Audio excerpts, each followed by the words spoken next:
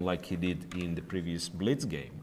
Right. So it seems like if position is not familiar for both, or I don't know, it's original position, then Levon turns to outplay Maxime.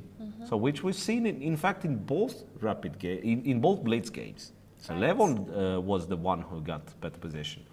So they handshake and start the clocks and already played They've played it up to that point. So we already had this position on there. So they're repeating the first Blitz game.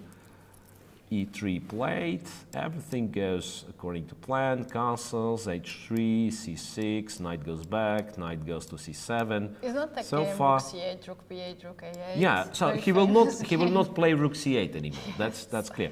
So he plays B6, which is different. B6, castles, bishop B7, and a prophylactical bishop to H2.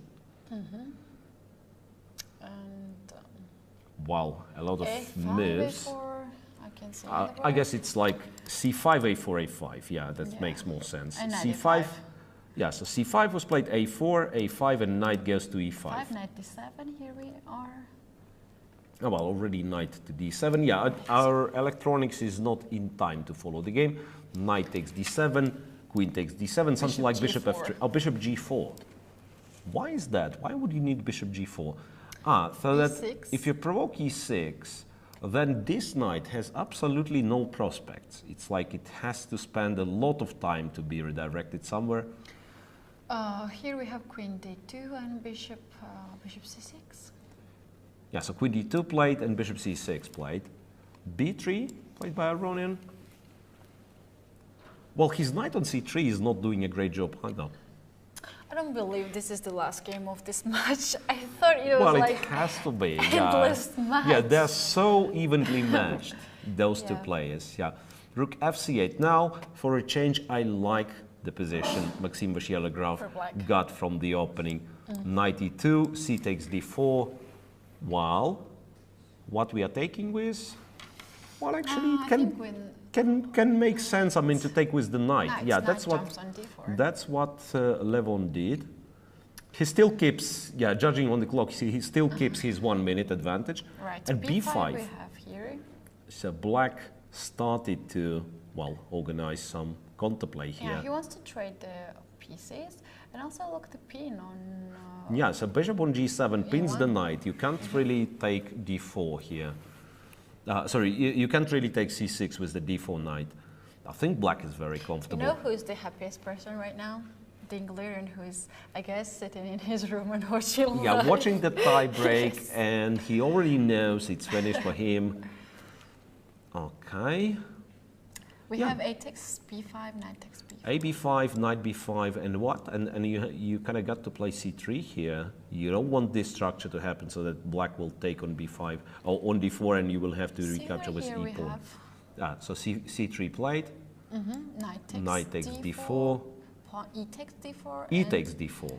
Right, okay. A4 and B4. Yeah, bishop B5. And bishop B5. I dare to claim that black does absolutely fine here. Yeah. Black does absolutely fine. Here we have rook C1 and A3. And he wants to put the bishop on C4 and the pawn on A2. While bishop on H2 is not doing all that much. Yeah, but what comes bishop E2 to trade the bishops? Bishop E2, queen to C6. Bishop takes, queen takes. Bishop takes, queen takes. Now queen will come on C4, probably. Well, he's just in time to play bishop D6 and put the bishop on C5. Here we have rook C6, bishop C5, and bishop rook C5 and rook A6. So now it's a time to play rook A2 to block this pawn, right? But how do you go through? Rook A2 was played. Right. Can black now trade the bishops or not? Yeah, like bishop F8. Yeah, I don't know. First he played queen C4. First he played queen C4. It's very, very tough task for Levon, it seems. Position-wise, they're almost equal. They're almost equal. Queen E2. Queen E2. Queen E2. So he wants to take and then push the B pawn. Well, maybe that's a strong idea. Right. Maybe that's a strong idea. I mean, he's not fearing this one, right? Bishop H6. Not very much. No, I'm not threatening bishop c1. I mean, I can play Black bishop. take on e2. Black has taken, yeah, that's the And position. rook a3. A bishop, rook a3, yeah. So this is what happened basically. Takes, a2, rook a1, rook a3, rook to c2. Right. Rook to c2. Can rook b3? No, rook b3 is not a Rook b3, he's going to take a2. Bishop f8 played by E5. Maxime. Ah. Bishop f8 first. First. White King played king f1, and then it's E5. e5. Bishop F8. takes. So that if king f8, King F8 F8 white, so white has an extra pawn and extra half a minute. King e7, king e2, king e6, f4.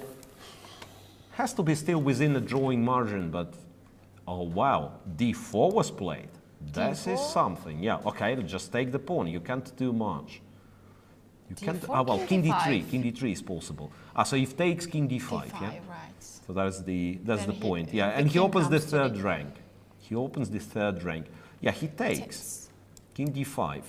I thought he offers draw or something. You said No. I mean, you can offer a draw, but yeah, you can only do this with the white pieces.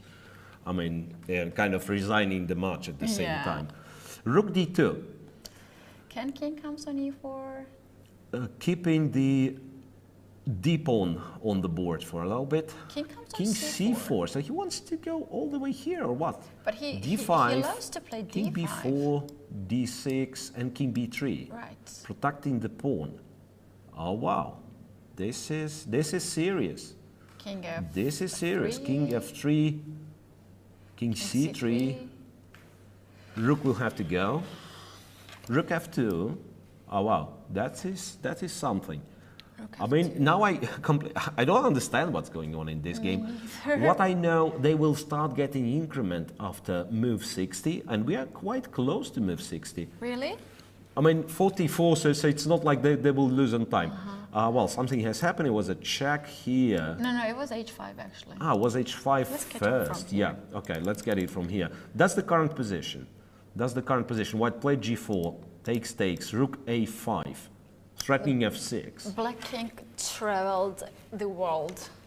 He was everywhere. Yeah, he's threatening f6, it seems. Rook to F6 we e2, have on the and then board. f6 anyway. King G6. King takes g6. Check on Rook g8. check on King g8. King h6. King h6. King h6. Now I think rook g4. Rook takes g4. What's going on here? f5, king f5, d7. Can this be a solution? f5. f5 played, king f5. e6. e6. Rook comes No on. mate here? Rook comes on. a8. Rook a8. Check. I think Levon is winning. Takes, and takes on a2. I think he's just pushed winning. e7. Rook takes a2, e7. I mean, it's a winning position. Ah, there's a queen on Rook the board. d2, yeah, queen on the board. Rook takes d6. Well, now my pawn has stuck on e8. I think we better switch to a camera view because it's queen against the rook. I mean, it's queen against the rook. It's obvious Levon has to win this position. Right. There is nothing to analyze. So this. yeah, let's just follow this one. And he still has somewhat more time. Still somewhat more time. Let's see when they took so, the last pawn so to 50, calculate. 59, no. Move number 61, so 111. Black has to survive till 111, which happens to be a pretty tough task. Yeah, we're having rook and king versus king and queen now already for second now time it's today. clear. Now it's clear that they do have increment here. Queen d4, getting closer and closer. Black king is on b1 in this position, ladies and gentlemen.